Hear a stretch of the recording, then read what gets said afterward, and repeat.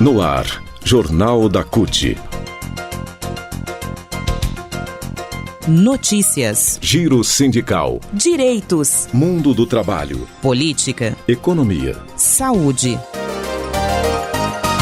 Aqui, a classe trabalhadora tem voz.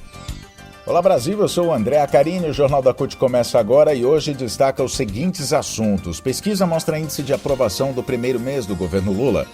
Conheça o perfil dos 513 deputados que assumiram a Câmara em 2023 e ainda, lojas americanas. Ato alerta que trabalhadores não vão pagar pelo rombo bilionário. Assuntos que você confere a partir de agora aqui no Jornal da CUT. Rádio CUT. Aqui, a classe trabalhadora tem voz. Acesse pelo site www.cut.org.br.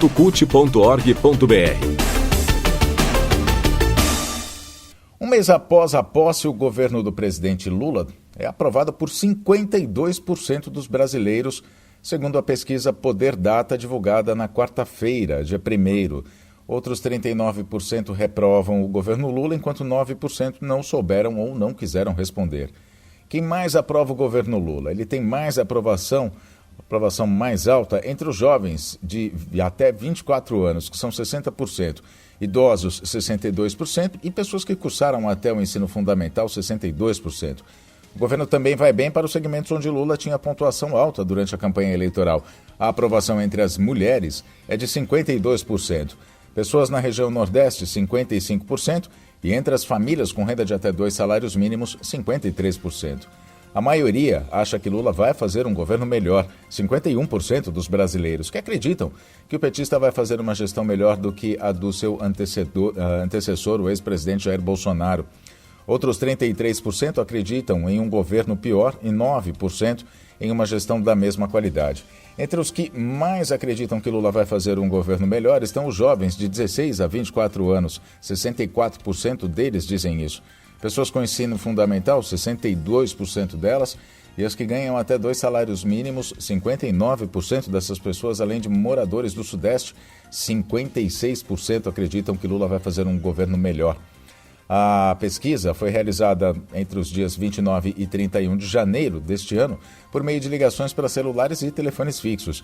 Foram feitas 2.500 entrevistas em 288 municípios, nas 27 unidades da federação. Todos os estados, mais o Distrito Federal. A margem de erro é de 2 pontos percentuais, o intervalo de confiança é de 95%. Política.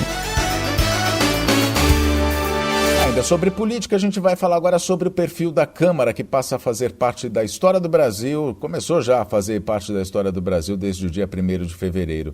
Dos 513 deputados eleitos em outubro do ano passado, só 5,26% são pretos. As mulheres, que representam 51% da população do país, de acordo com o IBGE, vão ocupar apenas 90 cadeiras da casa, cerca de 17% das vagas. Já os homens, que representam 48,9% da população, vão ficar com 83%, grande maioria dos assentos da Câmara dos Deputados. E segundo reportagem do Congresso em Foco, o perfil desses parlamentares mostra a desigualdade social na Casa do Povo, na Câmara dos Deputados. A maioria deles tem mais de 50 anos, tem ensino superior completo, são donos de um patrimônio acima de 2 milhões de reais e são filiados a partidos de centro-direita ou direita. Esses dados, inclusive, são do Tribunal Superior Eleitoral, TSE. Pela Constituição, deputados federais representam o povo e os senadores os estados, mas o perfil da Câmara não espelha definitivamente a realidade da população brasileira. A gente está falando sobre a desigualdade social e política. A representação política na Câmara dos Deputados não condiz com a realidade da população brasileira. Também é grande a disparidade no recorte racial. 72,12% dos deputados se autodeclararam brancos à Justiça Eleitoral. Segundo o IBGE, na mesma pesquisa PNAD contínua, 43% dos brasileiros se definem assim. Se os pardos são 47% da população, na Câmara eles são apenas 20,8%. Já os pretos, 5,26% dos deputados, são 9,1% das pessoas no país. Os indígenas, cerca de 0,4% dos brasileiros, vão ocupar menos de 1% das cadeiras. De maneira inédita, vão tomar posse 4 deputadas indígenas: a Sônia Guajajara, do PSOL de São Paulo, Juliana Cardoso, do PT de São Paulo, a Célia Chacriabá, do PSOL de Minas Gerais, e a Silvia Waiapi, do PL do Amapá também. E pela primeira vez o país vai ter uma deputada trans, a paulista Érica Hilton, do PSOL. Concentração de renda também é um outro ponto a ser observado nessa composição da Câmara. De acordo com informações prestadas pelos então candidatos ao Tribunal Superior Eleitoral, 232 deles, 45% dos deputados, têm patrimônio declarado acima de R$1 milhão. Outros 26 têm entre 10 milhões e 100 milhões de reais em bens. Segundo o IBGE, 90% dos brasileiros ganham por mês menos de R$ 3.500. Em 2021, a renda média mensal domiciliar per capita foi de R$ 1.353. Deputados com idade entre 51 e 60 anos representam o grupo mais numeroso da nova Câmara. Estão nessa faixa 120 deles, ou 24% dos deputados. Outros 21% têm entre 61 e 87 anos de idade. Aqueles com até 30 anos, os mais jovens, são só 4,8% dos parlamentares. A PNAD contínua do IBGE mostra que em 2021, a faixa entre 50 e 59 anos, mais representativa entre os deputados, somava só 11,4% da população.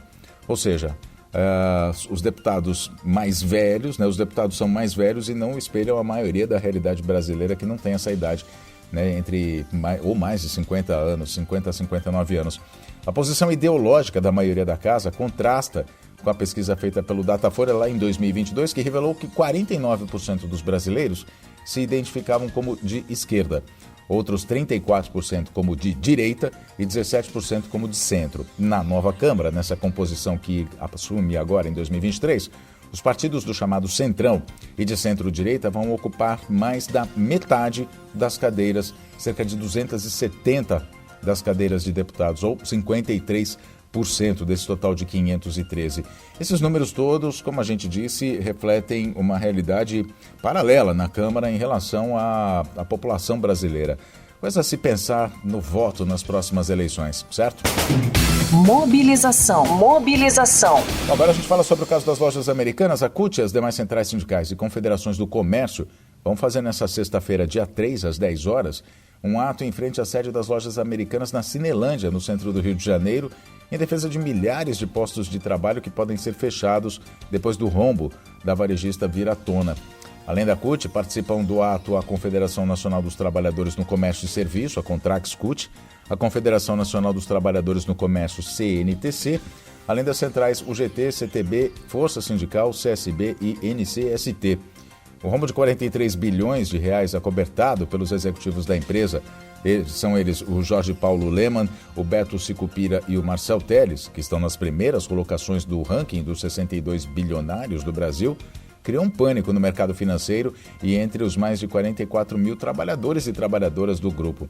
A crise bilionária não pode causar prejuízo para os trabalhadores e para suas famílias e fornecedores que também possuem funcionários que estão na iminência de serem demitidos.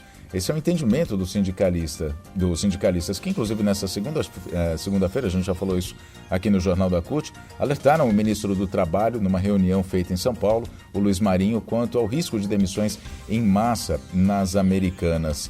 O ministro Luiz Marinho afirmou que é preciso muita sensibilidade, que o problema dos bancos credores não pode ser maior do que os problemas relacionados ao tema trabalho e emprego. Ele defendeu que a solução deve preservar a continuidade da atividade econômica das lojas americanas, independentemente de quem seja o seu controlador.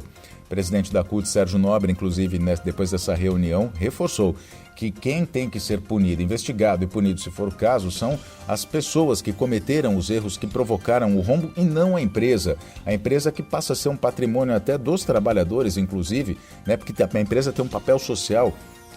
Da empresa dependem os empregos, as famílias dos trabalhadores. O presidente da Contrax-CUT, Julimar Roberto, afirma que essa é uma luta conjunta para que os responsáveis pela crise sejam responsabilizados. Ele disse o seguinte: o que as entidades sindicais defendem é que os empresários que fizeram o rombo, sejam obrigados a pagar todos os encargos financeiros ao conjunto dos trabalhadores. O presidente da CUT Rio, Sandro César, acredita que o governo tem que intervir nessa situação. Ele disse o seguinte: mais uma vez, os empresários que gostam de fazer investimento no mercado financeiro jogaram com a Bolsa.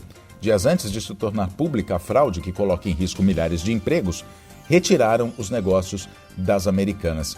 Sandro relembrou também que esses são os mesmos empresários que queriam participar da privatização dos Correios e de outras empresas públicas brasileiras. O exemplo de que o setor privado, ele diz, não é exatamente como dizem por aí que funciona muito bem. Pelo contrário, o setor privado tem muitos problemas, inclusive especulam com o dinheiro dos trabalhadores e trabalhadoras. A Contrax CUT, a CUT, a UGT, a CTB, a Força Sindical, CSB, NCST, a CNTC, enfim, todas as entidades já entraram na justiça, inclusive, para que os direitos trabalhistas sejam respeitados. Na semana anterior, inclusive, ajuizaram uma ação na justiça pedindo bloqueio de mais de 1 bilhão e 300 milhões de reais dos acionistas para garantir direitos dos trabalhadores. Assim a gente termina mais essa edição do Jornal da CUT. Lembrando que esse ato de amanhã das Americanas vai ser no Rio de Janeiro, mas outros atos também vão acontecer, atos pontuais em São Paulo, no centro de distribuição de Osasco das Americanas, também nas unidades das lojas Americanas vai haver colagem de cartazes, enfim, diálogo com a população sobre essa situação. Então, amanhã, nesta sexta-feira, amanhã dia 3, sexta-feira, a movimentação, essa mobilização em relação às lojas Americanas. O Jornal da CUT, então, fica por aqui, a gente se fala na próxima edição. Até lá!